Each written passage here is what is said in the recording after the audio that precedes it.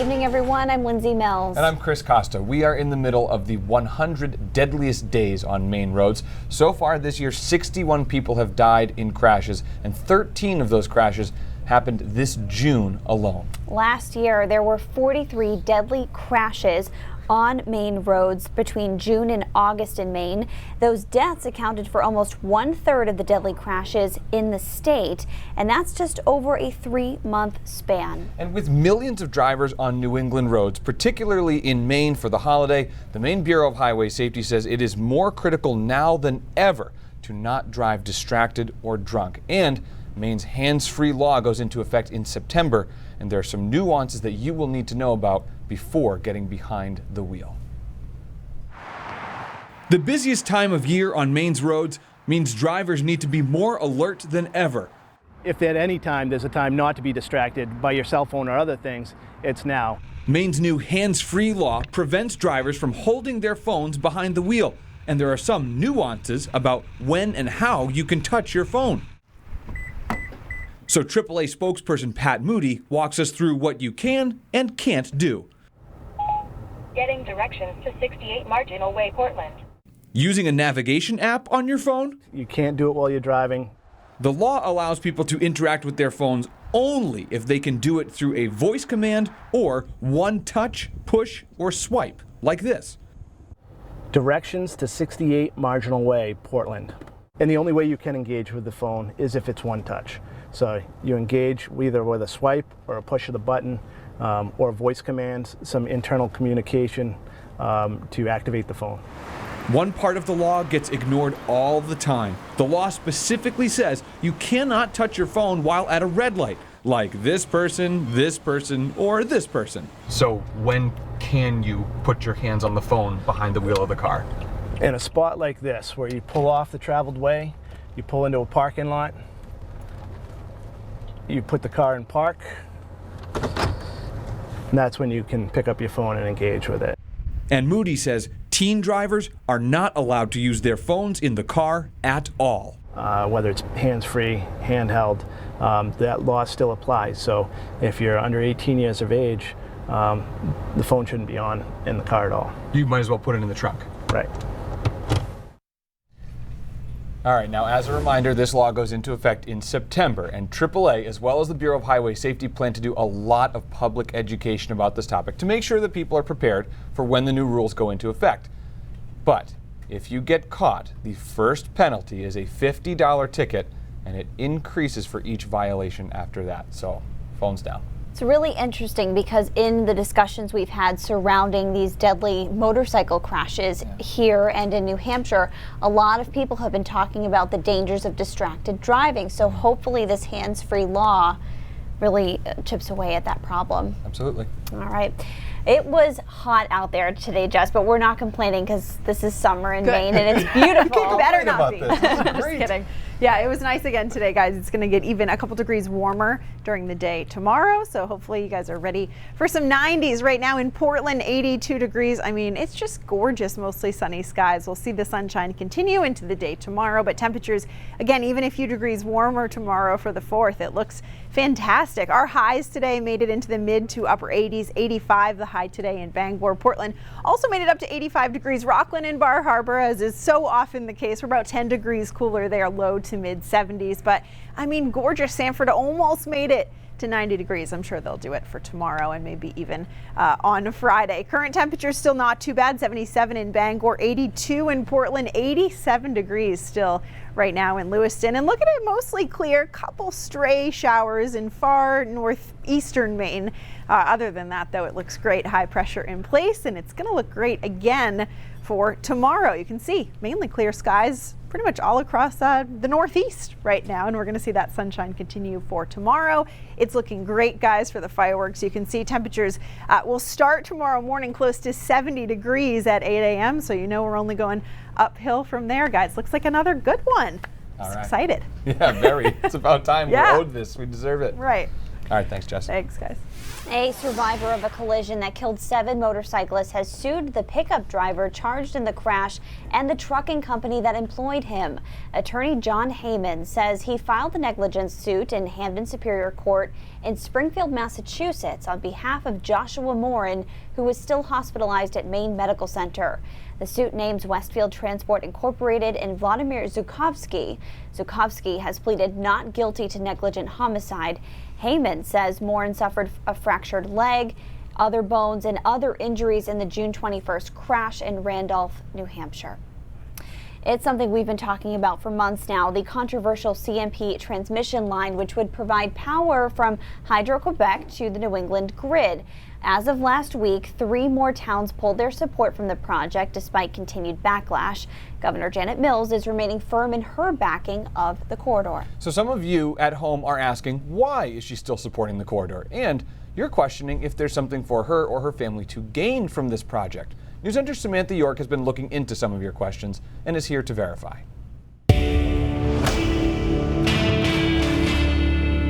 In the last year, we have been bombarded with questions and concerns surrounding the CMP transmission line project.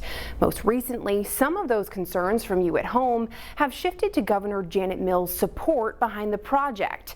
More specifically, if her brother, Peter Mills, has any ties to the corridor or if he has anything to gain from it. We set out to verify, going straight to the source, Peter Mills himself, as well as this public document, the Memorandum of Understanding between Central Maine Power Company and Western Mountains and Rivers Corporation. Here's what we learned. Mills does currently sit on a board of a charitable nonprofit called Western Mountains and Rivers Corporation, an organization established back in 2017.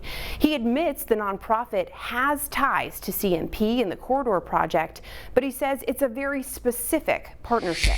The purpose of the corporation was to negotiate with Central Maine Power and possibly with Hydro-Quebec to see to it that they would put together terms to mitigate in a public and charitable way, to mitigate for the impact of the power line if it were built.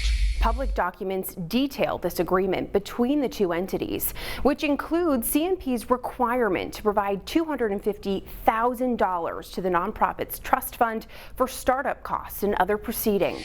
It has been used to hire an attorney to represent the interests of the corporation in the legal proceedings before the PUC and LERC and the DEP, and in negotiating for any mitigation terms, including, the creation of land rights of way through the Kennebec Valley. So where does the rest of that money go? Mills says the agreement between CMP and the nonprofit clearly shows it doesn't belong to him or anyone else on the board. Because it's a charitable corporation, there is a sentence in it that goes like this: all the assets and income of the corporation shall be used exclusively for its charitable, scientific, and educational purposes, and no part thereof shall inure to the benefit of any private individual. As critics continue to question his motives, Mills says both he and his family have nothing to hide and nothing to gain. If there were any truth to the idea that we were getting a personal gain out of it, that would be improper. So yes, we can verify that Peter Mills does in fact sit on the board of a nonprofit that has ties to both CMP and the transmission line project. But according to the agreement between the two entities, any money provided by the power company goes into supporting the organization's mission and does not go to anyone on its board. With your Verify, I'm Samantha York, News Center, Maine. And Mills also says if the power line project does not go through, whatever money remains would go to local organizations that align with their mission to protect and preserve the Kennebec Valley area. And of course, if you at home ever have something you would like us to verify, just send us an email to asknow@newscentermaine.com or find us on all our social platforms. And speaking of social platforms, a lot of you have been talking about some of the the outages to Facebook and Instagram today. If you're trying to weigh in right now on our News Center Maine Facebook page for this live stream of News Center Now, you're probably having an issue with that. So we apologize for the technical difficulty. We know that Facebook is working to get things up and running as soon as possible. Coming up, a new lawsuit that stems from the mass shooting in Las Vegas and an update on a $1 billion project at Chernobyl. And after a one-year hiatus, a 4th of July tradition returns to Maine's largest city. A look at the preparations underway for the Portland Pops when we come back.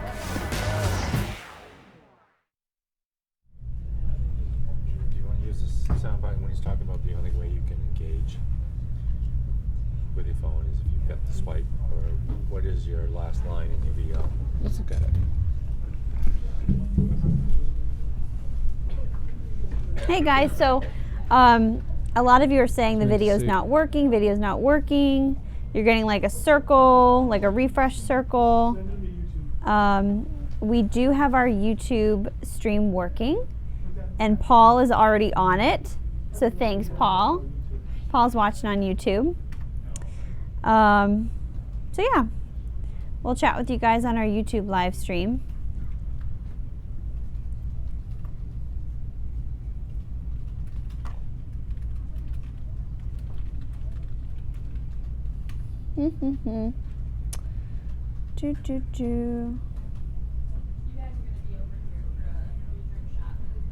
Awesome, thank you. Oh, newsroom shot.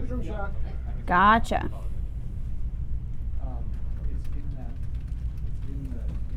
What's that?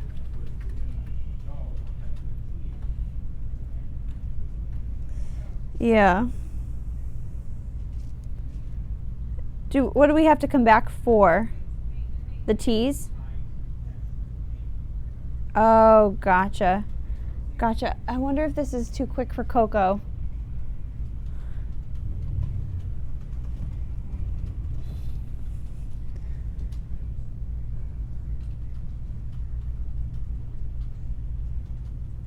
Yeah. I just feel bad because he has a broken ankle.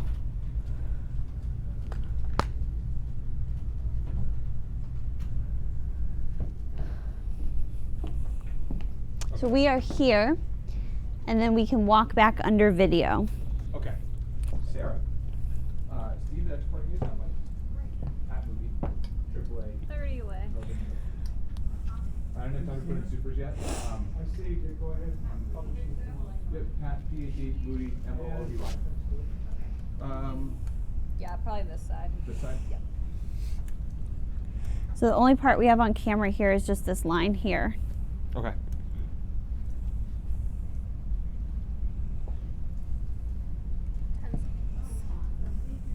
Does this hurt you? Nope. Okay.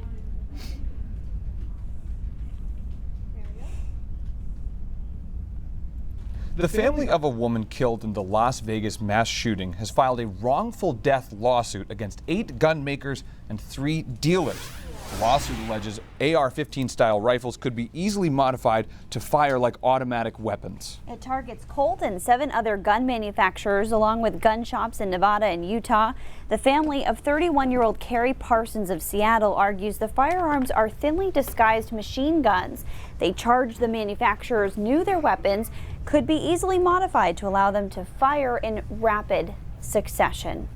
A new structure built to confine the Chernobyl reactor at the center of the world's worst nuclear disaster was seen for the first time. Reactor number 4 at the Chernobyl nuclear power plant in Ukraine exploded and burned down in 1986.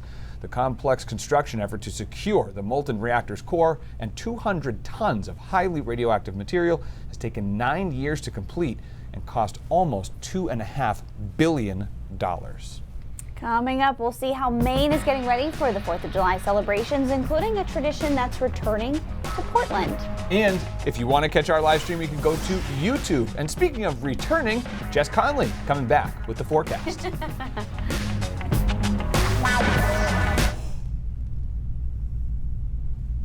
Sweet.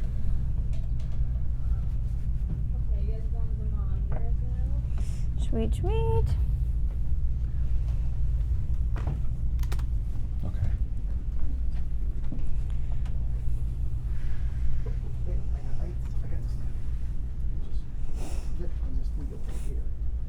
Oh, sorry. All good, all good.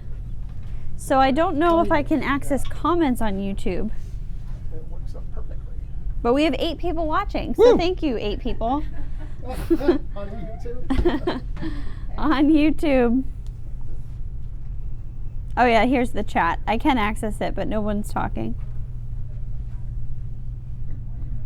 Oh, it's right here? Yeah, there you Cool. go. Perfect. Are we split like this? Yes. Okay. Sorry, I got like halfway to setting that up You're good. and then got distracted. You're good. How many? Oh, we got Teresa's 7. watching on YouTube, so is Paul. Woo! Thanks, Teresa and Paul. I know. I thought I was having a problem with my phone. How many people restarted their phones today thinking it was them, not the Facebook? Yes, or yeah. Me Did you this do that? Well, this morning, yeah. I'm like, Yeah. oh boy, this is just too slow. Uh-huh. Yeah. Yeah, I restarted my phone thinking it was my fault. Surprise. Yeah. I was gonna say I'm one of those people because I usually wake up and I'll scroll through Instagram. Yeah. And it wasn't happening for me this morning. I was like, what the heck? So. You know what's funny? I didn't notice either. Oh, Isaac just said he Yeah. restarted his Wi-Fi. Restarted his Wi-Fi, yeah. I wonder were how many saying? people did that. I usually check Instagram in the morning too, but today I didn't for some reason. Oh yeah. Yeah. I don't know. I don't know about you guys. Kind of had enough of Facebook. Yeah, it's a nice little detox. Although it's funny when you see people talking about the social media detox on Twitter. Right. Yeah. It's like that still counts. Time to hashtag unplug. Yeah, exactly. a friend of ours said that, I'm pretty sure jokingly. Yeah. He was like hashtag unplug Yeah. on Twitter. It was pretty funny. That is funny. Gotta love it. Yeah.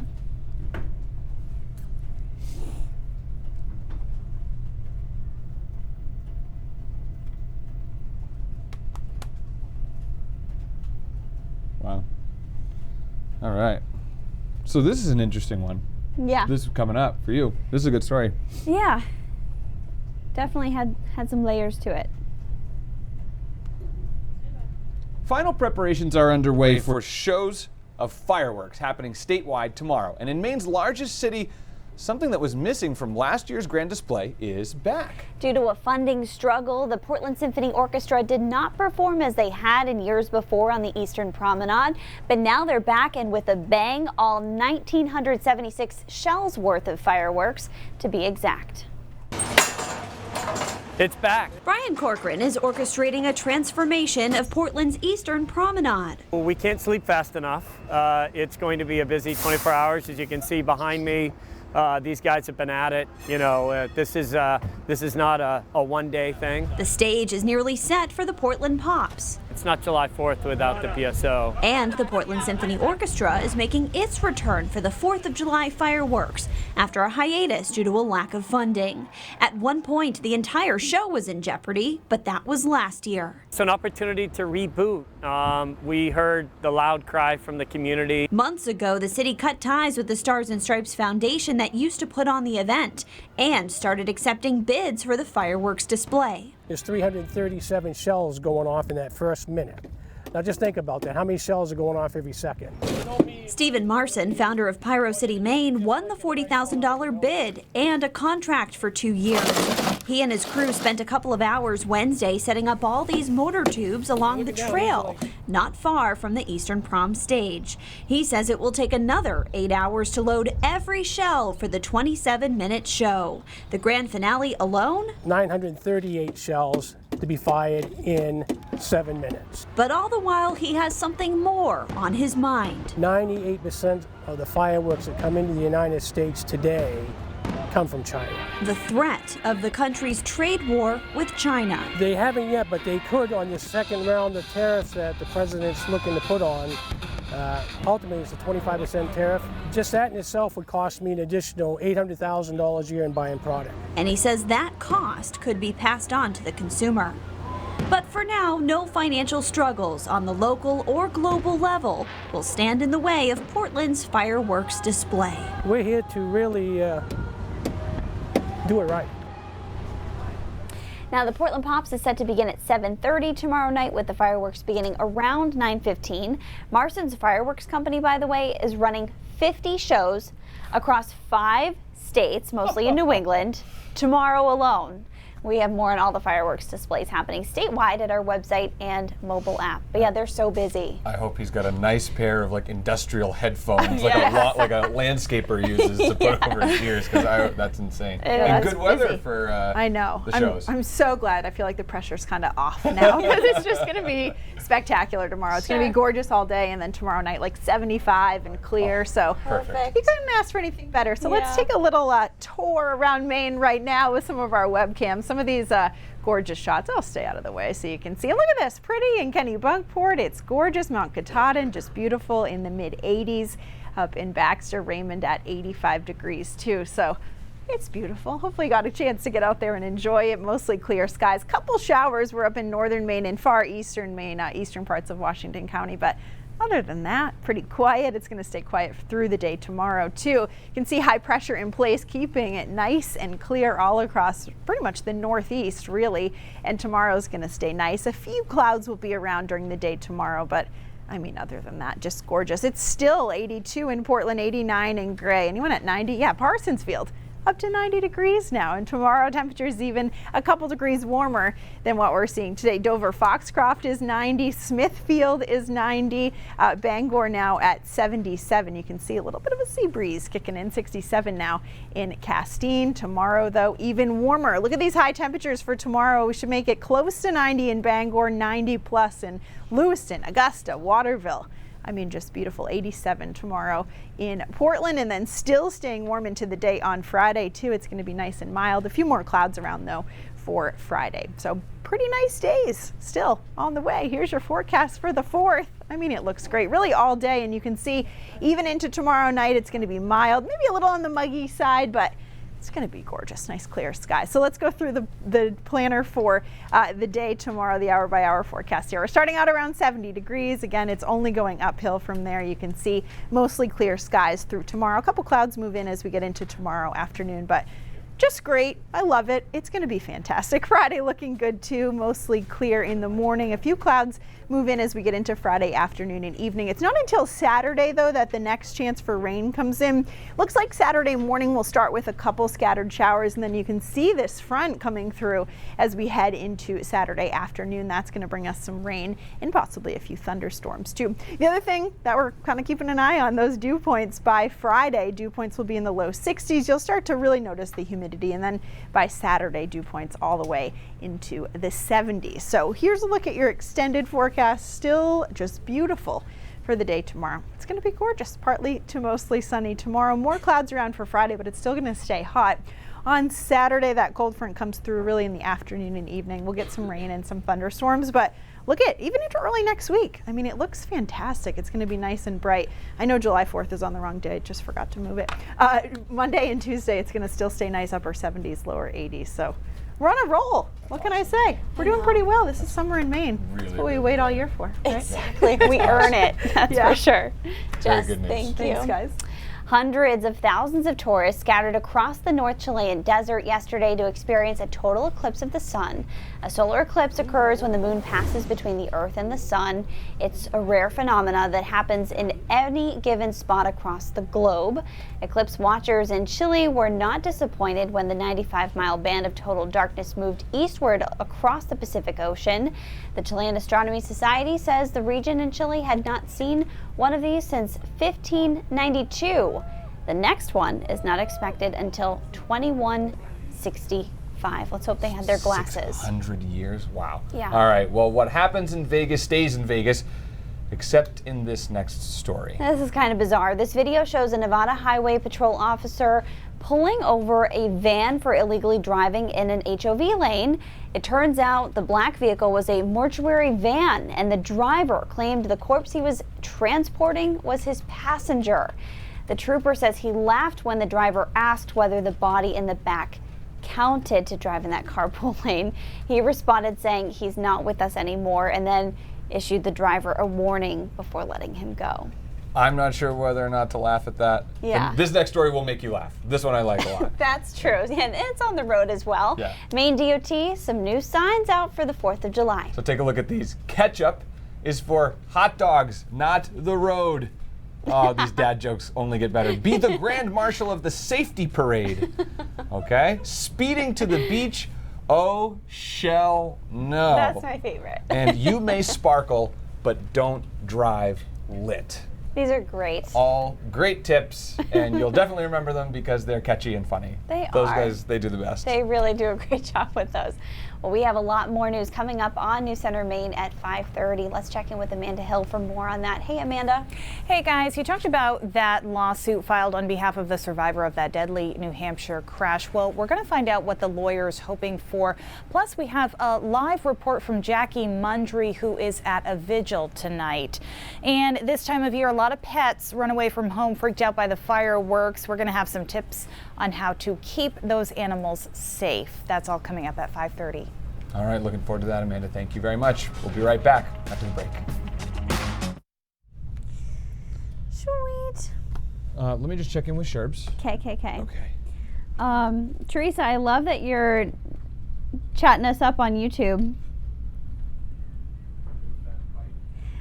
Jess, Teresa says you have the most clever tag name. You're good with that? Okay. Meteorolo Jess. We don't have a terminal break, so how long is the poll open? So yeah, YouTube's a good option. So should I leave you so I can go down? I have to be in the top of the 5:30. Yeah, so you're good. You sure? Yeah. Yeah, you're good. Okay, that's what I'm gonna do. Yeah. I'm gonna put this here. Hey, Isaac. Okay. Coco's gonna go downstairs because he's at the top of the 5. Okay. Cool.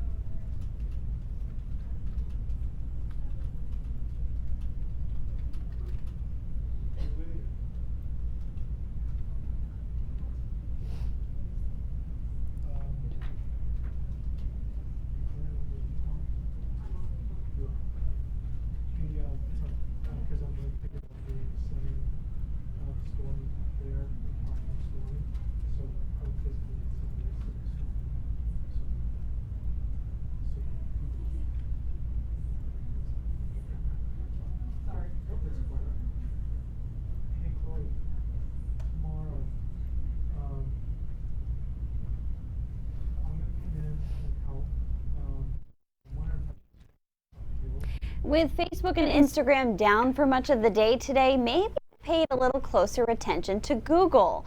Google actually has now right at its home celebrating America's pastime and the 4th of July. With a click, you can swing a bat, and if you'll hit it. Some people say they spoil their pets rotten, but what you're about to see next is taking that to a whole nother level. It's a deluxe hotel in Oregon where your animal gets the red carpet treatment. Take a look. Portlanders, we love our animals, we love our pets. That's Hamilton, and that's his friend Juan Carlos, and they are in for a treat. They've come to the Hotel Deluxe with their pet parents for a most untraditional take on afternoon tea. If you haven't had the scones, it's so good. A tea service made just for them. Ooh, we're just going for it. Baked in-house by the hotel's pastry chefs, the cheddar scones and peanut butter cookies are a big hit, especially the frosting. They're all natural ingredients, no sugar added, healthy for the pets, and an excellent treat for midday. Senor Juan Carlos even sips a soothing, nerve-calming herbal tea. Hamilton, he just wants another cookie. It is a little silly, and it's probably not the weirdest thing you can do in Portland, but it might be up there. Pet Tea, where every proper dog gets a seat at the table. Hamilton, what do you think, buddy? High five? Yeah. And that does it for us here at Now. News Center Maine at 5:30 starts right now.